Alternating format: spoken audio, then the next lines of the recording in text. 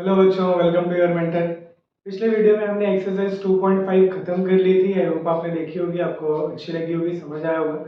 तो ये वाले वीडियो में हम बात करेंगे एक्सरसाइज 2.6 में लगने वाले बेसिक्स की, जो कि बेस्ड है आपके वर्ड प्रॉब्लम्स के ऊपर, या फिर बेसिकली ये बोले कि एप्लीकेशन ऑफ क्वाड्रेटिक इक्वेशन, जो कि आपकी टेक्स्ट बुक में हेडिंग दे के रखी है। तो क्वाड्रेटिक इक्वेशंस का बेसिकली यूज क्या है, ठीक है। तो यहाँ पे कुछ यूसेज मैंने पहले वीडियो में भी बताया था उसका बेसिक करते टाइम, और यहाँ पे भी लिख दिया मैंने, जैसे एरिया कैलकुलेट करना है, स्पीड निकालना है, वेलोसिटी निकालना है, किसी चीज का प्राइस निकालना है, कंपैरिजन करना है, बेसिकली एजेस वाले क्वेश्चन, वो हम क्वाड्रेटिक इक्वेशन से सॉल्व कर सकते हैं। तो आपको टेक्स्ट बुक में वैसे क्वेश्चन मिलेंगे, लेकिन डायरेक्टली वर्ड प्रॉब्लम पे जाने के पहले कुछ बेसिक्स हम लोग को टर्म पता होने चाहिए, जिससे हम लोग को काफी हेल्प मिलेगी सॉल्व करने में। तो मैं बेसिकली रिकमेंड करूंगा कि डायरेक्टली क्वेश्चन पे जंप करने से पहले आप लोग यहाँ पे जो मैंने ऑलरेडी टर्म्स लिख के रखे हैं उनको एक बार ध्यान से देखिए, उनको एक बार समझने की कोशिश कीजिए।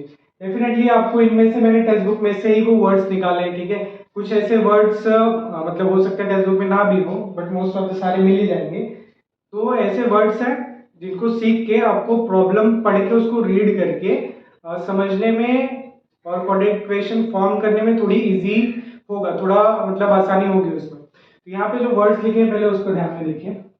पहले देखिए क्या क्या लिख के रखे हैं। तो जो एक तरफ मैंने वर्ड लिखे हैं जो जो यूज होंगे, जो क्वेश्चन में बेसिकली मिलेंगे, और दूसरी तरफ उनकी जनरल मीनिंग, जो उससे पढ़ने के बाद हम समझे और उसको सॉल्व करें। तो पहला वर्ड यहाँ पे लिख के रखा है मैंने, प्रोडक्ट ऑफ। तो अगर क्वेश्चन में दिया है कि प्रोडक्ट ऑफ समथिंग, ठीक है, product of two thing, product of three thing, इसका मतलब ये है कि हम लोग को उन चीजों का मल्टीप्लीकेशन करना है। अगर ये बोला है सम ऑफ समथिंग, किसी चीज का सम देके रखा है, इसका मतलब उन चीजों को ऐड करना है। इंक्रीज्ड बाय, ठीक है, और मोर देन। अगर मैं बोल रहा हूं कि कोई क्वांटिटी इज इंक्रीज्ड बाय, तो पुरानी क्वांटिटी में जितने से बढ़ा है, फॉर एग्जांपल मैं बोलूं age is increased by 5 years, तो जो पुरानी एज है वो 5 साल से बढ़ गई है, तो पुरानी एज में +5 करेंगे, ठीक है। तो इंक्रीज्ड बाय या फिर मोर देन, दोनों का मतलब सेम है कि हम लोग को एड इन प्रीवियस वैल्यू, जो भी हम लोग को दे के रखा है। जैसे मैंने एग्जांपल दिया, age is increased by 5 years, तो 5 इयर्स हम लोग को प्रीवियस वैल्यू में ऐड करना पड़ेगा, राइट, ये उसका मतलब है। फोर्थ वाला दिया रेसिप्रोकल ऑफ। फॉर एग्जांपल कोई भी नंबर दिया, reciprocal of 5, reciprocal of 10, reciprocal of ages. तो रेसिप्रोकल मतलब क्या, जो भी नंबर दिया उसका 1/n, ठीक है। इसको मल्टीप्लिकेटिव रेसिप्रोकल बोलते हैं, एडिटिव भी होता है, ठीक है। फिफ्थ वाला है n टाइम्स ऑफ, ठीक है। जैसे हम बोल रहा हूं कि 5 times age of Vijay, 5 times age of Vijay, तो विजय की एज में 5 का मल्टीप्लिकेशन करना है, ठीक है, 5 n टाइम्स। तो जो भी नंबर दिया है 5 टाइम्स ऑफ विजय या age of Vijay, so multiply n to the given entity. तो अभी जैसे मैंने एग्जांपल वापस एक बार रिपीट करता हूं, 5 times the age of Vijay, तो एज ऑफ विजय मेरी एंटिटी है, मतलब कोई एक गिवन कंडीशन है, उसमें 5 का मुझे मल्टीप्लिकेशन करना है। So multiply n to the given entity, ये है n टाइम्स का मतलब। अब आगे कुछ और है, जैसे ये तो जनरल मैंने लिखा है कि price equal to quantity into rate. तो रेट हमेशा एक चीज का निकाला जाता है।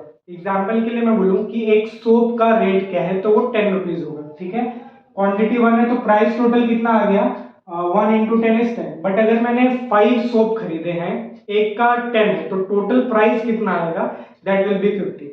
सो rate is always per unit. तो इसको याद कैसे रखना, P Q R, P is equal to Q into R, so price is equal to quantity into rate. Seventh वाला है, ये थोड़ा इंपॉर्टेंट है, इसको ध्यान में रखना। ये क्वेश्चन करते टाइम एक बार मैं और एक्सप्लेन करूंगा। तो if a work is completed in n days, then 1 day work is 1/n। इसमें ना बेटे हम लोग इक्वल पार्ट में डिवाइड करते हैं। जैसे मैं बोलूं कि कोई एक काम है जो 10 दिन में पूरा होगा, ठीक है, तो जो काम पूरा होने का जो रेंज है वो कितना है, 10 डेज का है। तो मैं ऐसा एज्यूम करूंगा कि हर दिन इक्वल काम हो रहा है, तो टोटल एक दिन 2 दिन, तो ऐसा पूरा काम 10 दिन में हो रहा है, तो एक दिन में कितना होगा, 1/10। 2 दिन में कितना होगा, 1/10। 3 दिन में कितना होगा, 1/10। तो इसको मैं टोटल करूं तो 3/10 3 दिन का हो गया। तो 10 दिन में कितना होगा, 10/10, दैट इज इक्वल टू 1। तो 1 का मतलब यहाँ पे क्या समझना है, 1 इज 100%। तो कोई भी काम कंप्लीट होने में जितना भी दिन लग रहा है, ठीक है, जैसे यहाँ पे मैंने एग्जांपल दिया 10 दिन का, तो एक दिन में कितना होगा, 1/10। जो भी नंबर ऑफ डेज है 1/, में कर दो, एक दिन का निकल आएगा। 2 दिन मतलब 2 डेज का निकालना, तो 2 से मल्टीप्लाई कर दो, 2 इंटू 1/10 या फिर 2/10। ठीक है, क्वेश्चन करते टाइम एक बार और बताऊंगा मैं, पर इसको ध्यान में रखना कि ये क्या है। 8th वाले पे आते हैं। ये आ रहे कि नहीं कैमरे में, आ रहा है, ओके चलो 8th वाले पे आते हैं। 8th में क्या दिया है, यहाँ पे देखो बेसिकली मैंने इंग्लिश में जो हेल्पिंग वर्ब यूज होते हैं वो लिखे हैं और उनका मीनिंग क्वेश्चन में क्या होता है। ठीक है, जैसे मैं बोलूँ कि Ram is 5 years older than Shyam. ठीक है, राम इज 5 years, तो ध्यान से समझना, यहाँ मैं और एक बार लिख रहा हूँ, राम इज 5 years ओल्डर।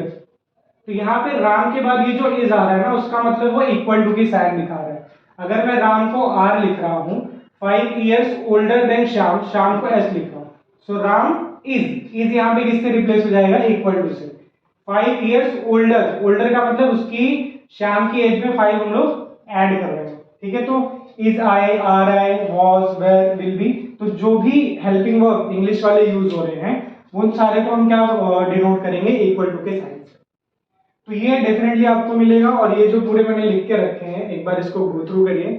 ये वीडियो में मैंने सिर्फ ये बताने के लिए ही इसको बनाया है, तो एक बार आप इसको ध्यान से देखिए, डेफिनेटली आपको हेल्प होगी और क्वेश्चन आपको समझने में थोड़ी और आसानी होगी। 70 to 80% आपको हेल्प हो जाएगी क्वेश्चन सॉल्व करने में। तो ये वीडियो मैं यही स्टॉप करता हूँ, अगली वीडियो में मिलूंगा आपको क्वेश्चन के साथ। तो तब तक के लिए पढ़ते रहिए, ध्यान रखिए।